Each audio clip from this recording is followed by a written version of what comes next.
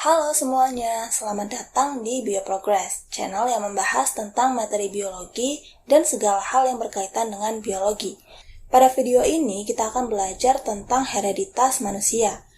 Ada 4 subbab yang akan kita pelajari di bab hereditas manusia ini, yaitu ada pedigree, jenis kelamin, sistem darah, dan juga kelainan genetik. Pada subbab pedigree, kita akan belajar tentang manfaat dari mengetahui pedigree atau peta silsilah keluarga. Kemudian untuk di subbab jenis kelamin, kita akan belajar menghitung jenis kelamin bayi sesuai dengan jumlah anak yang diharapkan oleh orang tua. Lalu ada sistem darah, di sini ada 3 sistem darah yang akan kita pelajari, yaitu sistem darah ABO, MN, dan rhesus. Dan terakhir, untuk kelainan genetik, kita akan belajar kelainan genetik yang terjadi pada kromosom autosom dan juga kromosom gonosom. Yuk kita langsung aja ke subbab yang pertama. Apa sih yang dimaksud dengan pedigree? Jadi pedigree atau peta silsilah keluarga itu merupakan diagram yang menunjukkan penurunan karakter-karakter tertentu dari generasi ke generasi berikutnya. Sebagai contoh, misalnya di sini ada sepasang suami istri yang terdiri dari laki-laki normal dan wanita karier hemofilia. Karier hemofilia itu maksudnya si wanita ini normal, cuma dia membawa sifat hemofilia. Seperti itu ya. Mereka menikah dan menghasilkan 3 orang anak yang terdiri dari 1 laki-laki normal, 1 wanita normal, dan 1 wanita karier hemofilia. Kemudian wanita karier hemofilia ini menikah dengan seorang pria normal dan menghasilkan 4 orang anak yang terdiri dari 1 wanita normal, 1 laki-laki hemofilia, 1 laki-laki normal, dan 1 wanita karier hemofilia. Berikut keterangannya. Nah, dari peta silsilah ini kita bisa tahu bahwa ada sifat yang diturunkan dari satu generasi ke generasi berikutnya, yaitu sifat hemofilia. Sebenarnya ada banyak sekali sifat yang diturunkan, cuma di sini salah satunya adalah hemofilia. Lalu apa sih fungsi dari pedigree? Jadi ada beberapa manfaat mengetahui pedigree. Yang pertama, untuk menghindari munculnya penyakit keturunan. Salah satunya adalah hemofilia ini. Seperti yang kita tahu, pada generasi ketiga terdapat anak laki-laki yang terkena hemofilia. Kenapa anak laki-laki ini bisa terkena hemofilia? Karena ternyata gen hemofilia tersebut dibawa oleh ibunya, yang ibunya pun memperoleh gen tersebut dari neneknya. Seperti itu, dengan kata lain ada penyakit keturunan, yaitu hemofilia pada peta silsilah di layar. Jika sudah mengetahui kemungkinan tersebut sebelum menikah, mungkin hal ini bisa lebih diminimalisir dengan melakukan konsultasi ke dokter. Seperti itu ya. Kemudian untuk manfaat pedigree yang kedua adalah untuk mempertahankan sifat unggul. Dan yang ketiga, manfaat dari pedigree untuk memperbaiki mutu genetik. Sebenarnya poin kedua sama ketiga itu kurang lebih sama ya. Karena kan ketika sepasang suami istri menikah, maka dia akan mewariskan sifat fisik, fisiologi maupun psikologi atau kejiwaan dari mereka ke anak-anaknya. Jadi pada dasarnya semua sifat tersebut didapatkan dari kedua orang tuanya. Contohnya misalnya ada orang yang memiliki mata lebar. Kemudian orang tersebut ingin melahirkan anak yang memiliki mata sipit. Untuk mendapatkan anak bermata sipit, maka wanita tersebut harus mencari pasangan yang memiliki mata sipit juga. Atau minimalnya dia berasal dari keturunan yang memiliki mata sipit. Sehingga kemungkinan anak yang dihasilkan pun ada yang nantinya akan memiliki mata sipit. Karena sebagai informasi tambahan, mata sipit itu merupakan sifat yang dominan daripada mata lebar. Jadi kemungkinan besar anak terlahir dengan mata sipit itu lebih besar daripada anak yang bermata lebar. Begitupun dengan lesung pipi, bulu mata panjang, rambut keriting, hidung mancung. Sifat-sifat fisik tersebut merupakan sifat yang dominan. Selain sifat fisik, ada juga sifat fisiologi yang diturunkan, seperti misalnya tangan kidal. Nah, itu bisa diturunkan ke anak.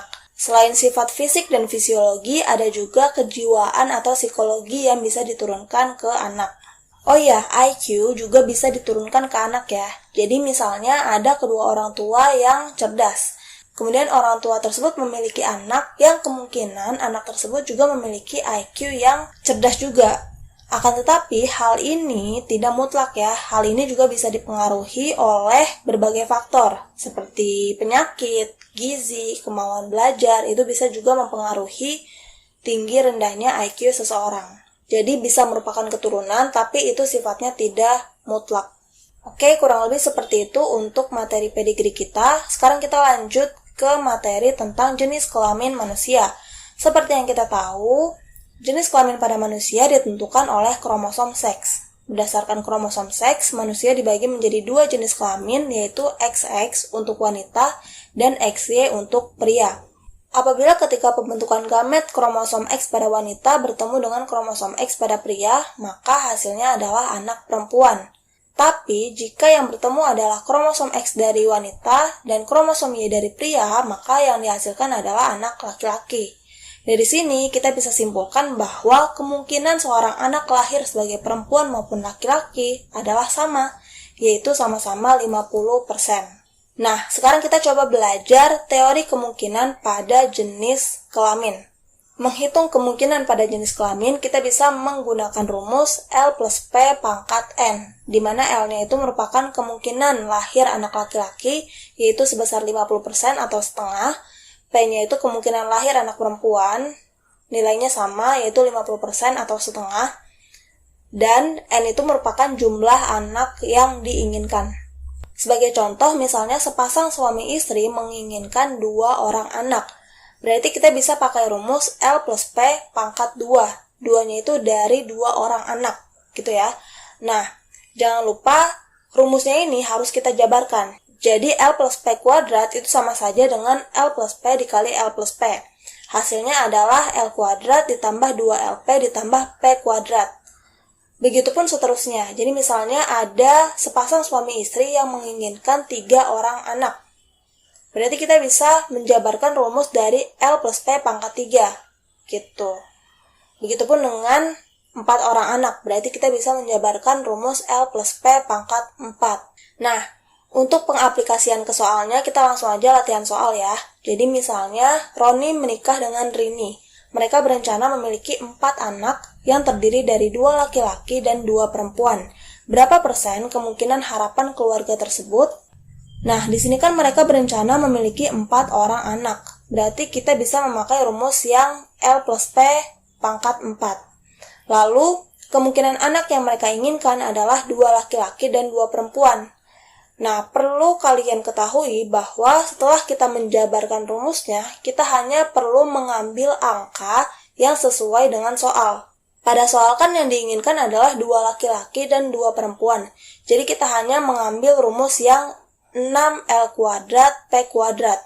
Kenapa? Karena di sana ada L kuadrat dan P kuadrat. Maksudnya 2 laki-laki dan 2 perempuan. Seperti itu ya. Kalau yang di sampingnya yang 4L pangkat 3P, berarti maksudnya kemungkinan 3 laki-laki dan 1 perempuan. Seperti itu cara membacanya.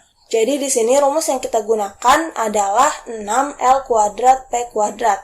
Tinggal kita masukkan angkanya. L-nya itu nilainya adalah setengah, P-nya juga setengah ya, sesuai dengan rumus yang ada di atas. Berarti 6 setengah pangkat 2 dikali setengah pangkat 2 dikali 100%. Jangan lupa kita pakai persen kalau yang ditanyakan berupa persen. Dan hasilnya adalah 37,5%. Bagaimana? Cukup mudah bukan? Berarti sekarang kalian sudah tahu ya gimana cara menghitung kemungkinan jenis kelamin pada manusia. Sekarang kita lanjut ke sistem darah. Seperti yang kita tahu, sistem darah manusia itu dibagi menjadi 3 sistem. Ada sistem darah ABO, MN, dan Rhesus. Kita masuk ke sistem darah ABO terlebih dahulu. Sistem darah ABO dibuat berdasarkan agglutinogen atau antigen dan agglutinin atau antibodi yang ada di dalam darah. Berikut di sini kakak punya tabel antigen dan antibodi pada golongan darah ABO.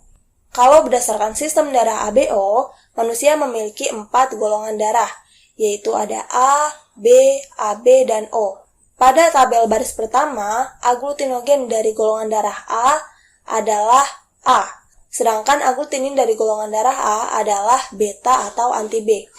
Lalu untuk golongan darah B, agglutinogennya adalah B dan agglutininnya adalah alfa atau anti-A. Kemudian untuk golongan darah AB, aglutinogen pada eritrositnya ada A dan B, sedangkan aglutininnya tidak ada, jadi tidak memiliki aglutinin. Kemudian untuk golongan darah O, aglutinogen pada eritrositnya tidak ada, dan aglutininnya ada dua, yaitu alfa dan beta. Apa sih maksud dari aglutinogen dan aglutinin? Jadi, darah pada manusia itu terdiri dari bagian yang padat dan bagian yang cair. Bagian cairnya itu bisa disebut sebagai plasma darah, sedangkan bagian padatnya tersusun dari sel-sel darah. Ada sel darah merah atau eritrosit, sel darah putih atau leukosit, dan ada juga trombosit. Nah, aglutinogen ini ada di bagian eritrosit pada darah, sedangkan aglutinin adanya di bagian cair atau di plasma darah. Aglutinogen bisa dikatakan berfungsi sebagai identitas dari eritrosit. Sedangkan aglutinin merupakan antibodi yang bisa melawan aglutinogen jika identitas tersebut tidak sesuai dengan ketentuan tubuhnya. Dengan kata lain, jika aglutinogen ditransfusikan pada golongan darah yang tidak cocok, maka akan dianggap sebagai antigen atau benda asing oleh aglutinin. Sebagai contoh, simpelnya seperti ini. Misalnya ada kasus golongan darah B menerima transfusi dari golongan darah A. Seperti yang kita tahu, golongan darah A di eritrositnya itu ada aglutinogen A. Kemudian di plasma darahnya ada aglutinin beta atau ATB. Sedangkan golongan darah B di eritrositnya ada aglutinogen B, sedangkan di plasma darahnya ada aglutinin alfa atau anti-A.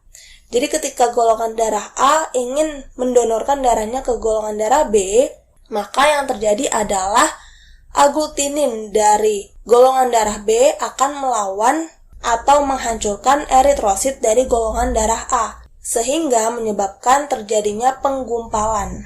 Gimana caranya anti-A menganggap bahwa eritrosit merupakan benda asing? Karena tadi, eritrosit memiliki aglutinogen A yang merupakan identitas dari dirinya. Dan ternyata identitas tersebut tidak sesuai dengan identitas yang ada di dalam tubuh anti-A. Karena anti-A pada golongan darah B hanya menerima aglutinogen B.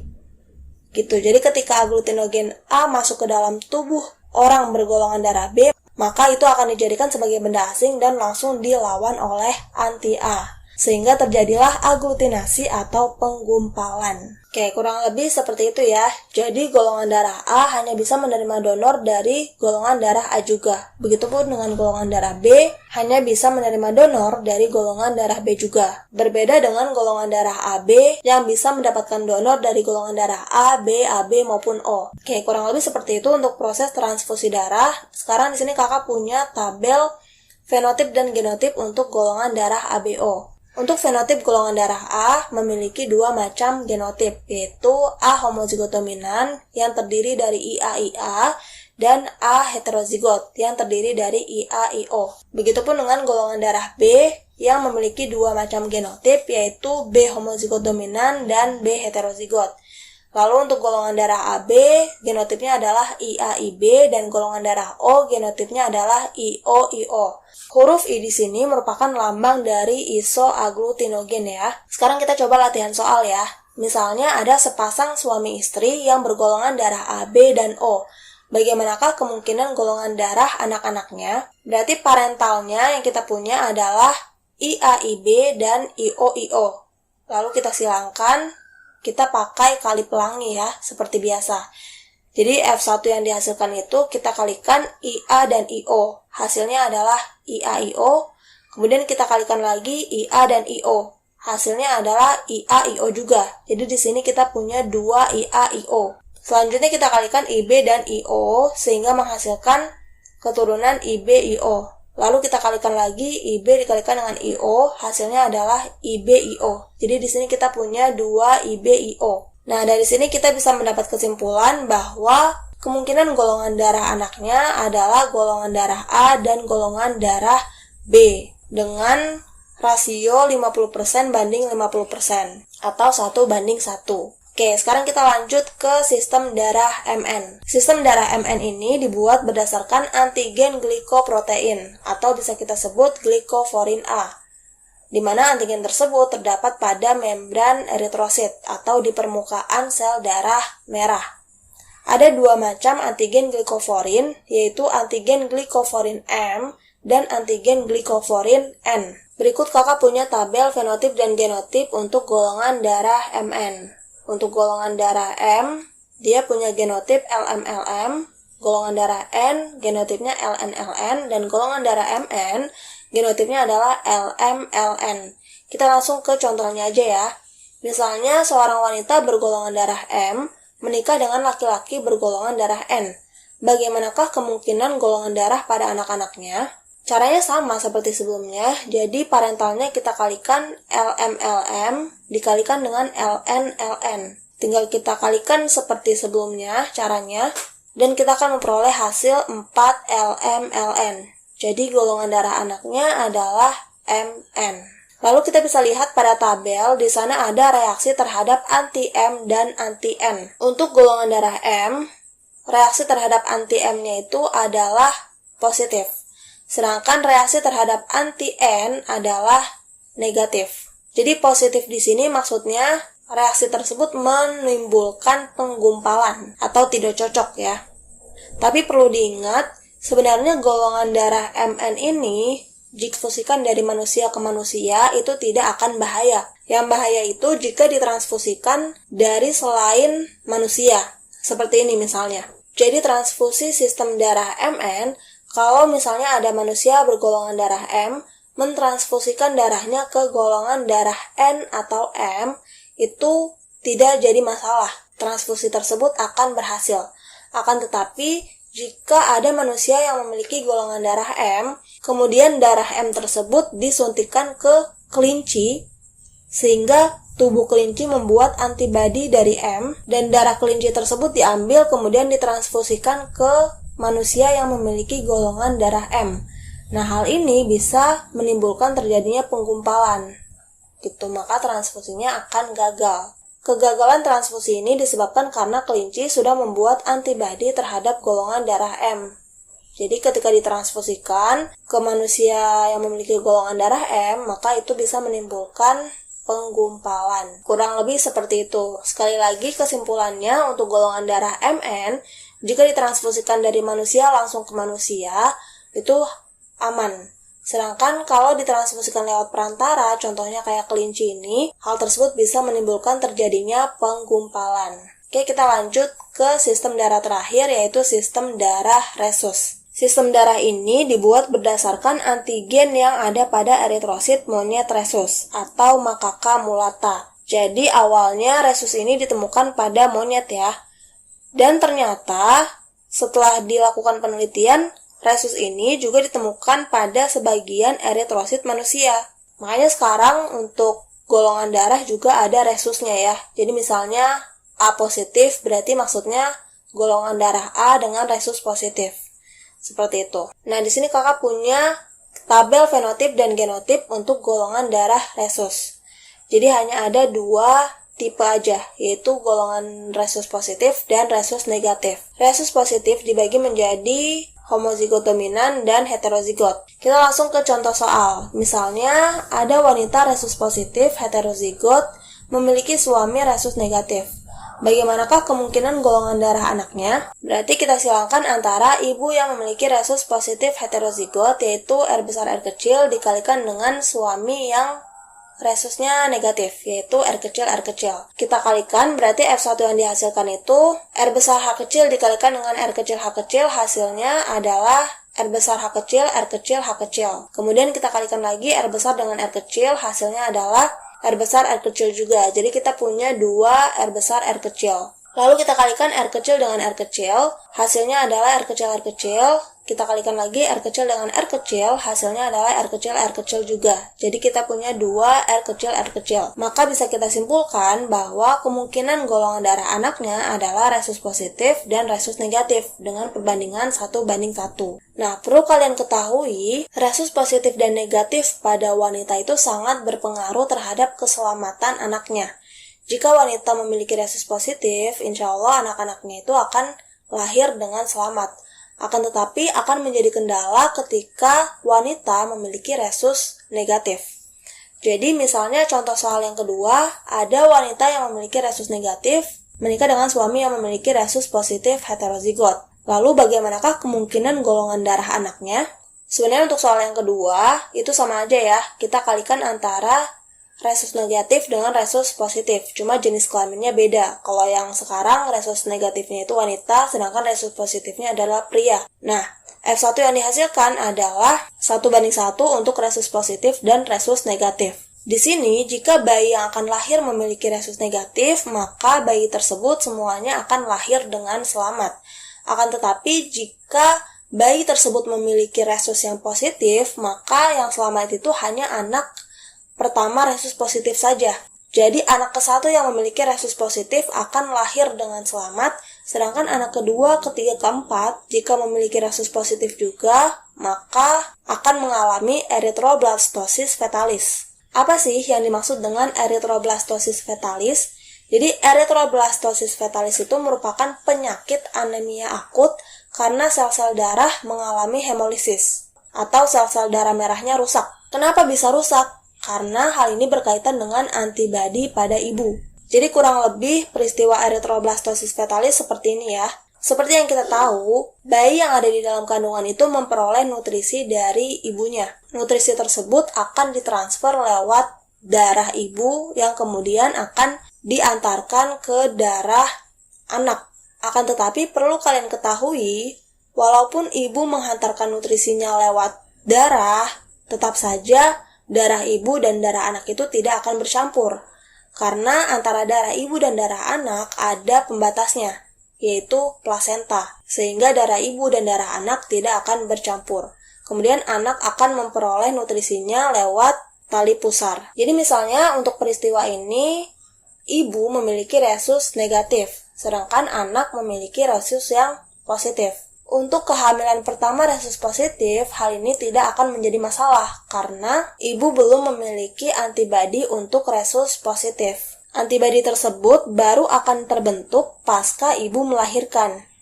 Karena pada saat melahirkan, plasenta akan lepas dari dinding rahim, sehingga menyebabkan darah ibu dan darah anak bisa bercampur. Dari sinilah sel ibu mulai mendeteksi resus positif yang dianggap asing baginya, dan mulai membentuk antibodi untuk resus positif. Inilah yang menyebabkan jika ada bayi kedua yang memiliki resus positif, kemungkinan si ibu akan mengalami keguguran, karena ibu sudah memiliki antibodi yang justru akan menyerang sel darah pada bayi resus positif. Peristiwa inilah yang dimaksud dengan erythroblastosis fetalis. Gitu ya, jadi intinya untuk anak pertama resus positif itu akan aman, karena ibu belum punya antibodi resus positif. Sedangkan untuk anak kedua yang memiliki resus positif, kemungkinan ibu akan mengalami keguguran karena ibu sudah membuat antibodi resus positif di dalam tubuhnya. Oke, sekarang kita lanjut ke kelainan genetik pada manusia. Ini subbab terakhir pada bab hereditas manusia ya. Seperti yang kita tahu, kromosom manusia itu dibedakan menjadi dua. Ada autosom, kromosom tubuh, dan ada gonosom, kromosom kelamin. Kelainan genetik pada manusia bisa terjadi pada kromosom tubuh maupun kromosom kelamin. Yang pertama, untuk kromosom autosom atau kromosom tubuh, ada penyakit polidaktili atau jari lebih dari 5. Di sini kakak punya tabel fenotip dan genotip untuk polidaktili. Jadi, individu yang terkena polidaktili itu adalah individu yang memiliki genotip homozigot dominan dan heterozigot ya, yang P besar P besar dan P besar P kecil. Sedangkan untuk individu yang memiliki genotip homozigot resesif akan lahir sebagai orang normal yang memiliki 5 jari. Yang kedua ada sindaktili atau jari berlekatan. Di sini kakak ada tabel fenotip dan genotipnya. Untuk sindaktili sama seperti polidaktili, jadi individu yang memiliki genotip homozigot dominan dan heterozigot akan memiliki kelainan sindaktili ini. Lalu yang ketiga ada talasemia. Talasemia merupakan peristiwa di mana eritrosit berbentuk lonjong. Seperti yang kita tahu, eritrosit atau sel darah merah normalnya itu berbentuk bulat bikonkav atau bulat seperti kancing. Tapi untuk penderita talasemia ini, eritrositnya justru berbentuk lonjong yang menyebabkan sel darah merah mudah pecah. Jadi kalau sel darah merah banyak yang pecah, maka timbullah penyakit anemia. Talasemia ini dibagi menjadi talasemia mayor dan minor, tergantung dari keparahan talasemia tersebut. Untuk homozigot dominan berarti talasemia mayor, sedangkan heterozigot adalah talasemia minor. Selanjutnya ada akondroplasia atau dwarfism, atau biasa dibilang kelainan kerdil. Berikut ada fenotip dan genotip untuk dwarfism ini. Jadi individu yang memiliki genotip homozigot dominan maupun heterozigot itu akan memiliki fenotip yang kerdil. Selain itu ada albino atau bule. Albino ini terjadi karena tidak ada pigmen pada kulit, mata, dan rambut. Berikut merupakan genotip dan fenotip untuk albino. Jadi individu yang bergenotip homozigot resesif merupakan individu yang akan memiliki fenotip albino. Sedangkan untuk genotip heterozigot, fenotipnya adalah karier. Jadi dia tidak menderita albino, cuma dia merupakan pembawa kelainan albino. Selain itu ada siklemia atau sel darah sabit. Jadi berbeda dengan talasemia, sel darah berbentuk lonjong, kalau ini siklemia, sel darah berbentuk sabit. Berikut merupakan tabel genotip dan fenotipnya. Penderita siklemia itu diderita oleh genotip homozigot resesif. Kemudian untuk kelainan pada gonosom ada buta warna. Buta warna itu terjadi karena adanya kelainan pada sel kerucut mata. Seperti yang kita tahu, sel kerucut mata itu merupakan sel yang berfungsi untuk membedakan warna yang ada di lingkungan kita. Sel tersebut terdapat pada mata kita. Berikut genotip dan fenotip untuk buta warna. Jadi, buta warna ini merupakan kelainan pada gonosom, di mana gen buta warna itu menempel atau bertaut pada kromosom X. Jadi kalau dilihat dari tabelnya, hanya kromosom X saja yang ditempeli oleh gen B, di mana B besar untuk normal dan B kecil untuk buta warna. Selanjutnya ada hemofilia atau darah sukar membeku. Penyakit ini terjadi karena penderita tidak memiliki zat anti-hemofilia. Seperti yang kita tahu, zat anti-hemofilia itu merupakan zat yang bisa membentuk tromboplastin, di mana tromboplastin itu sangat berfungsi untuk pembekuan darah. Jadi kalau nggak punya zat anti-hemofilia, berarti nggak bisa ngebekuin darah. Berikut merupakan tabel fenotip dan genotip untuk hemofilia. H besar untuk fenotip normal dan H kecil untuk hemofilia. Sama seperti buta warna, hemofilia ini juga tertaut pada kromosom X. Jadi hanya kromosom X aja yang ada gen H-nya. Lalu yang ketiga ada hypertrichosis. Hypertrichosis ini merupakan kelainan dengan ciri tumbuh rambut lebat pada daerah yang tidak umum. Contohnya kayak di telinga, wajah, dan di bagian lain yang tidak semestinya. Kelainan ini hanya terjadi pada laki-laki karena gen penyebab hypertrichosis ini hanya bertaut pada kromosom Y. Karena wanita tidak memiliki kromosom Y, jadi wanita tidak mengalami hypertrichosis. Beda dengan buta warna dan hemofilia sebelumnya. Kalau buta warna dan hemofilia, laki-laki juga bisa mengalaminya, karena laki-laki masih memiliki kromosom X. Oke, itulah materi kita untuk hereditas manusia. Semoga bisa membantu kalian dalam belajar biologi ya. Tetap semangat belajarnya dan sampai jumpa di video selanjutnya.